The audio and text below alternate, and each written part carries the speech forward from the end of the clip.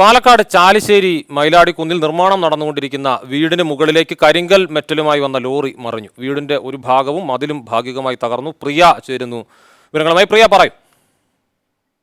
അബ്ജോദ്, ഇന്നലെയാണ് ഈ സംഭവം ഉണ്ടായത്. കരിങ്കൽ മെറ്റലുമായി വന്ന ലോറിയാണ് നിയന്ത്രണം വിട്ട് മതിലിൽ ഇടിച്ച ശേഷം മറിഞ്ഞത്. ഡ്രൈവർക്ക് പരിക്കേൽക്കാതെ അത്ഭുതകരമായി രക്ഷപ്പെട്ടു.